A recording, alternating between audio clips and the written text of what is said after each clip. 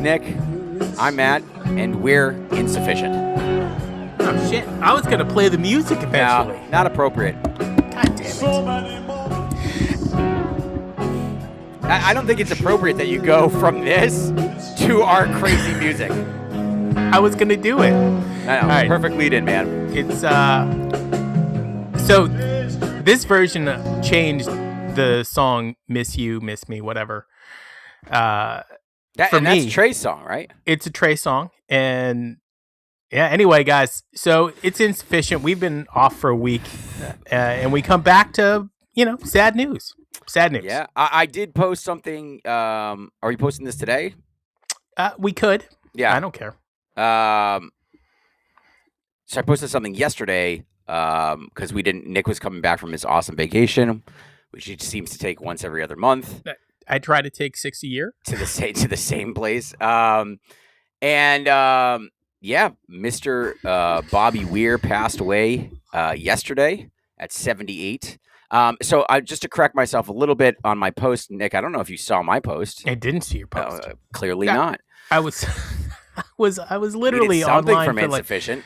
Oh my God, it was so. Yeah. Anyways, he passed away 78. Correction, he had cancer, did overcome cancer, but I think had some complications with his lungs that ended up.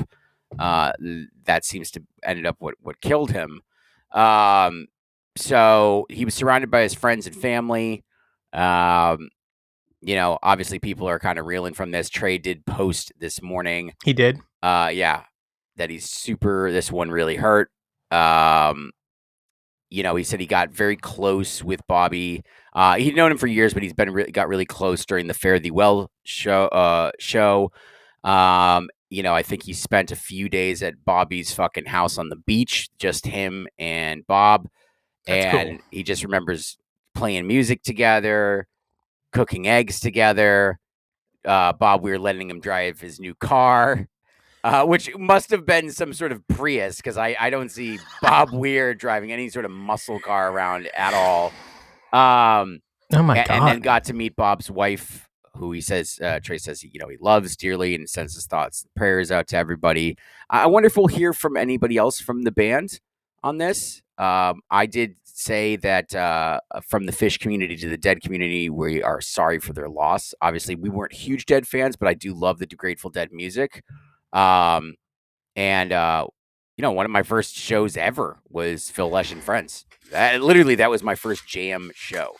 So, which is basically all Grateful Dead music. It's all Grateful Dead music. Yeah. And, Bob Weir, I used to poke a lot of fun at the fact that he looked like Falcor from the Neverending Story, which he did. Okay. There's nothing wrong. I love Falcor. Falcor is the flying magical dragon. Wonderful flying magical dragon. It was the tone of your voice when you said Falcor, I think, that irked. No, it didn't even irk anybody. I don't think anybody said anything negative about that comment once. Because they're like, yeah, very astute, Matt. Very astute. I never really liked his voice, but you cannot take away the fact that as far as a rhythm guitar player, man, he was really spot on and did some crazy, awesome jazz voicings in his rhythm guitar work that really laid a nice pad for Jerry. So without Bob, you really don't have the Grateful Dead at all. You don't have the Grateful Dead without Bob. This is an interesting thing. Sorry to. It's fine. Keep going. This is an interesting thing. So I was talking to my bassist yesterday, and we were talking about Neil Peart and the fact that they put this new drummer, Annika Niles, in there, who I think is amazing. Whatever. I said, never Neil Peart fan. I think you could have gotten rid of him and swapped him out. And then we were talking about Fish. Who could you swap out? And he's not a big Fish fan, but he said Mike. And I'm going to have to say I agree with that. I'm going to take back my comments about Trey because I don't think you can put any other guitarist in there. I think Trey brings the Fishness to it. Plus, he wrote most of the songs. Mike, you could absolutely swap out. I'm sorry, man. You could, though. You could. So we started off. We don't have to go into it. On a nice little tribute to Bob Weir. To fuck you, Mike Gordon. No. All right. I digress. Nick, you say what you have to say about Bob. Go ahead. Now, so I mean, you couldn't have had the Grateful Dead without Bob. What's really interesting, and I listen to music, like when I listen to music, like my thing is like I try to hit this like atonal zen like oneness state during like the instrumental. So Fish Yeah. is great. I don't know where my thoughts will go. The Grateful Dead also brings you to that same place, unless Donna Jean is yelling in the background. And I'm just kidding, Donna. I don't think Um, actually Bob Weir really cared for Donna Jean. I well, saw him in an interview actually this past week before his death, where he said, "Great voice, but it was really the Grateful Dead is a male singing band." it's a male singing band. Yeah, Donna Jean.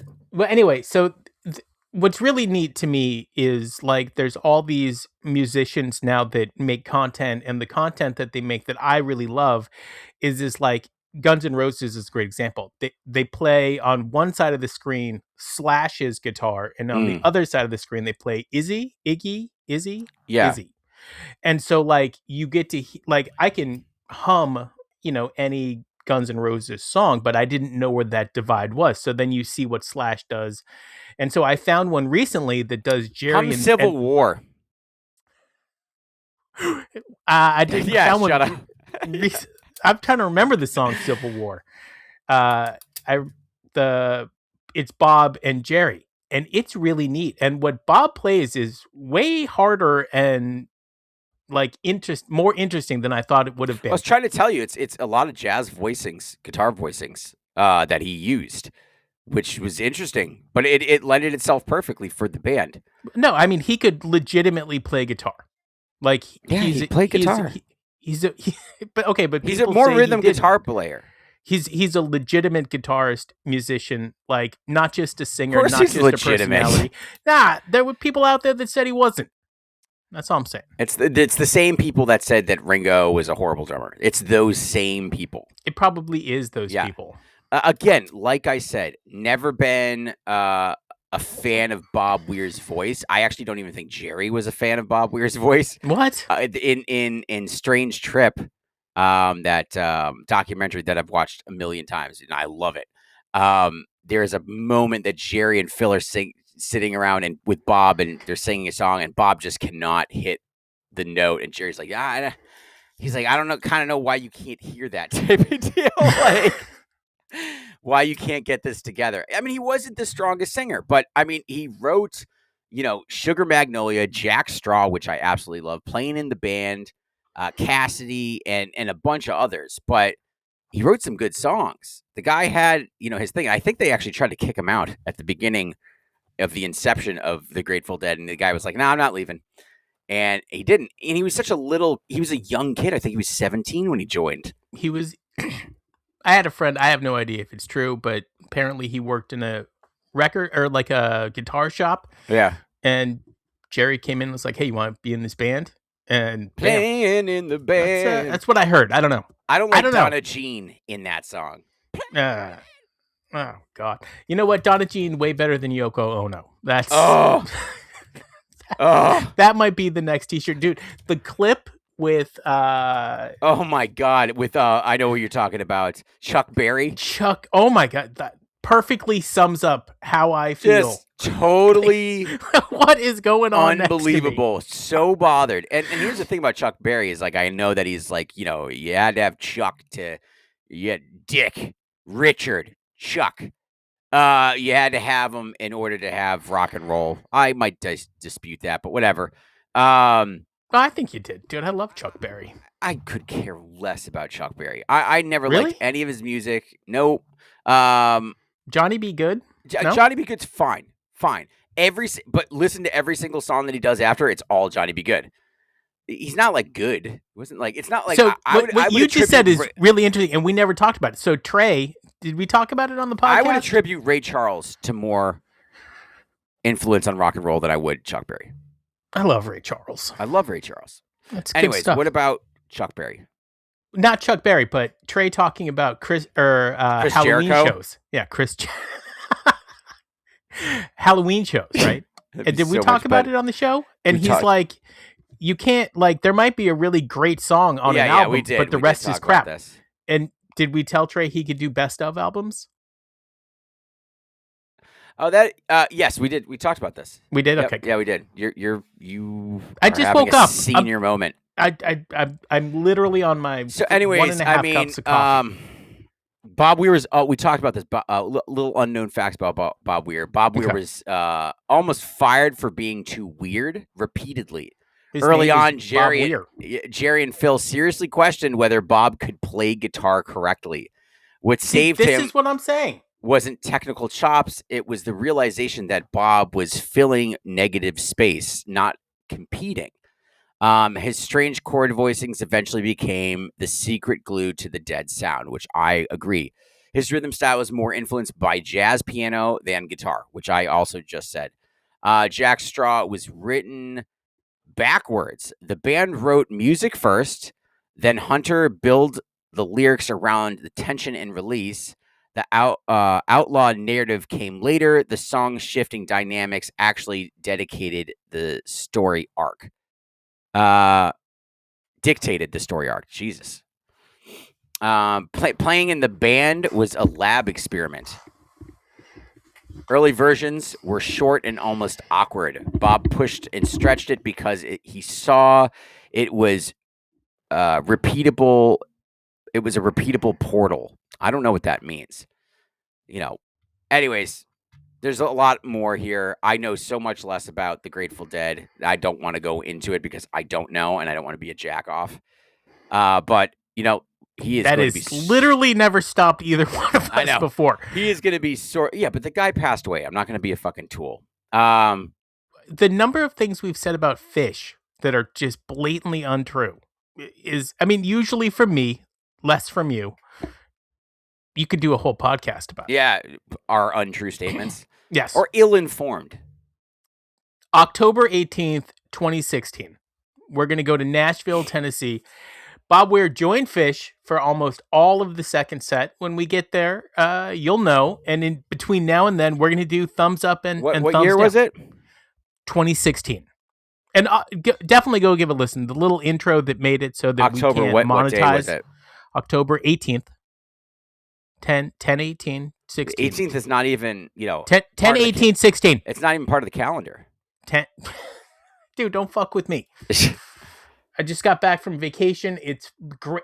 Tell everybody where you were. There were palm trees, beautiful glowing sun. It was light until late in the evening. Really? And then I come home and it's gray. Everything's covered in salt.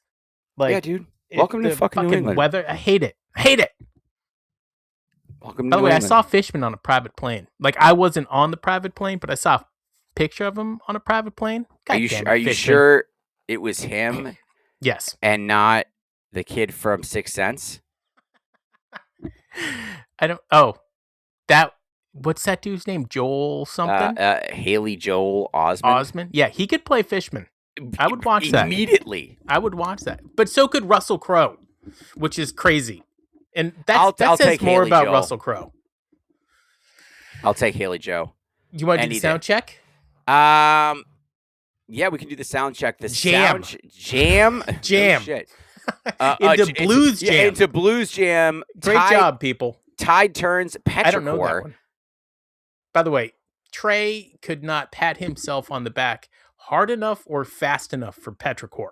This is like Trey is in love with Petrichor. I don't get it. Him, that is the greatest song he ever wrote. Let's not overshadow negativity with the fact that Matt, there are episodes of our show that I literally pat myself on the back for. I get it. But Fish, Petrichor? 10/18/2016. Walking Blues, though. That's what I wanted to get to. The Walking Blues was the final song for Soundcheck. I think this was the night Fish finally crossed the dead stream and somehow did it without losing their identity. Okay. You could say that. Song 1, set 1, Chalk Dust, Torture. Interesting. But was he? But he didn't come in then, right? No. Bob comes out second set.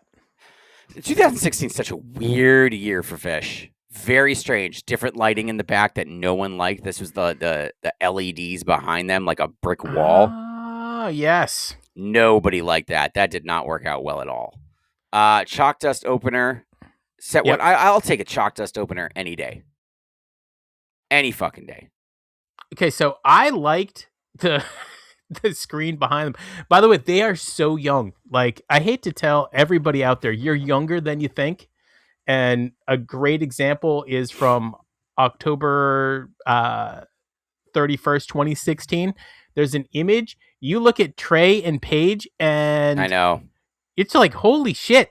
You I guys know. were young men. And I see you guys now, and you're not young men anymore. So, Matt. No. They look like a scrotum. Dude, Both let of it be. I don't know if that's correct. Trey looks like just a straight white guy scrotum, and Paige looks like a Jewish scrotum. Paige got the hair going on. I love it. Paige Song 2, Blaze Ghost. On. No, song 2 is Ghost. Song 2 is Blaze On. Song 2 is Blazed On. I got one life. Blaze On. You got I don't give a fuck. But this is like Blaze On is not my favorite Fish song. Not even close. Okay. Then on to Ghost. Now Ghost was right. Nice They intro must have into been, the you can pocket. tell by those 3 song selections, if I'm in the audience, I know something weird's going on. Because that's a weird combo right there. With the Blaze On in there? Yeah. Torture, Blaze On, Ghost, followed by a Lawn Boy. And you know Paige That is hammed weird. it up. That is weird. So like Trey is he's totally hamming it. Trey's trying to contain himself, so he sends Paige up to the front of the stage. By the way, when was the last fucking Lawn Boy? We didn't get one at all on this New Year's run, and that's bizarre to me. So in 2025, singular Lawn Boy. In 2024, a singular Lawn Boy. That's weird. Weird. That's very strange. Yeah. Right after Strawberry Letter 23. 24. 27. I love a good Lawn Boy. We got 4 of these. Halley's Comet. 4 Halley's Comet. Jude, ba boop. Hey, I love this song. I got it. Do you know the words to this song? Okay. Yes. Next time we're in the parking lot in the summer, not in a winter or a fall show, we're going to play a game where somebody will, obviously all the money will go to Trey's charity, and you will put up money. So you can put up to $10. How did you know that I lived on the desperate world? Yeah, and we're going to have a little wheel. How and could you dream we're going to spin that it, we were all made of and stone? it will stop on a song. And if you can do every word to that song, you win the money. And if you lose, you give the money to Trey's charity. And I guarantee you, and this, I mean, we make fun of Trey all the time just because, why wouldn't we? But I like that lyric. Yes, I like that. I would have a hard time with almost any Fish song doing the lyrics without Fish playing in the background. Particularly Halley's Comet. Come stumble, my mirth-beaten worker. I'm Jesmine, the family berserker. I don't know what the fuck that means. I'd love to have Tom come on the show. Yeah, I'd like to ask about the words that you made up. Tom, when you're smoking weed, like, do you take a bong hit and then the first thing and then you hit some crack and you're like, I'm gonna write a song? So Tom actually, from what I do understand, he has his own podcast and he does not like Chalk Dust Torture. He would rewrite it if he could, which is weird. Sand. Considering that Chalk Dust, Can't This Wait Till I'm Old, Can't I Live While I'm Young, has literally dictated most of my life. I love that. And he wants to rewrite it. Thanks, Tom. Sand. And then here we go. Tide Turns. Tide Turns. What the fuck is Tide Turns? We've heard it like a handful of times. It's a Trey song. I don't know the song. I do not know this song. 46 Days. Oh, big surpriser. This is back when it was rare. Yeah. And a bit of a chomper. Dude, I love chomping at a Fish show, by the way. I know you do. Dude, catch me singing along. Nick sits at a Fish show like he's sitting at a board meeting. Yes. He's got his arms crossed with one finger up. Yeah, I know you do. I've seen it. Wait. There's no finger up. Yeah. You're like... I've seen you do it. I saw you do it. I was like dancing around. You're just like... Yeah, actually, Yeah, that's yeah, you that just is did it. especially if I'm looking at Paige. Like if I'm looking at Paige, I'm like, where are those sleeves, Paige? It's like you're trying to like figure them out while I they're am. there. That's my like. There are four strangers that I do not know, but I have so much input. I feel like I know them. It's weird. Do you think that Mike can smell Fishman's ass up here? I've never thought that, but sometimes I do wonder. Like when he grabs Fishman's vacuum, how does Fishman feel about that? I need to know. Well, they're all getting cancer from it. No. Unfortunately, lead poisoning. That's what I meant to say. Lead poisoning. Followed up with breath and burning. Isn't that from Breath a and Seinfeld burning. movie? I don't know. Followed up Pain with and yearning? limb by limb. Lyrics changed to left is Feel the how burn. we felt the burn. Feel the burn. Fish got a little political. Oh no! Apparently, that whole New Year's thing was a political thing on ice. Okay, did I fucking tell you that? No, you said it was a political thing against cantilever. Unilever. Cantilever. Unilever. Whatever. Cavern. And Into then 2001. Sprock Zarathustra. Zarathustra. You know what? We need a button that is just somebody saying it, and every time the song. Zarathustra. Oh my god. Set Set 2. 2. Huge break, by the way. It was like an hour and a half. Well, because they gotta wax Bob down. Jesus. Gotta jumpstart him. Ah. Julius. Can't coming take out. another. Don't take another. Now, does he come out right away? No, he doesn't. No, it comes out when you hear your first Fish song. Or Dead song. I like a set 2 opener with a Julius if they're coming out hard with it. Julius is a great set 2 opener. Yeah. Fuego. In 2016, no, Fuego is still like Fuego? Yeah, it's okay. 2016 Fuego's all right. My friend, and man, do we get a lot of these. That is in rotation. We get a lot of these. And here you go. Bam. Samson and Delilah, Bob Weir. I would have been pretty excited regardless. If you're at this show, they come out, you get Fish's first Samson and Delilah, Bob Weir singing, playing guitar. That'd be pretty cool. Then Twist with Bob Weir. I gotta listen back to this show. Are you telling me that it just says, by the way, the notes say that Bob Weir played guitar, but you're telling me he didn't woo? He may have not wooed. You telling me he didn't woo? I think this is like the beginning of the Twist woos, which is why. Followed up with Miss You, and that's what we played at the beginning. And dude, God, if you don't get if you hear the whole version and you don't get a teary eye, you're a fucking jackass. You're a toadstool. Yes. Followed up with West LA Fade Away, which I really like. I like that song. West LA Fade Away. Oh, West yes. LA Fade Away. And this is, they played that last time with Bob. Really good. Yep. And then ending it with Playing in the Band. I'm so happy Donna Jean wasn't there for that. I hate it when she's there for that. Playing! A podcast about Bob Weir turned into a shit on Donna Jean. God rest her soul.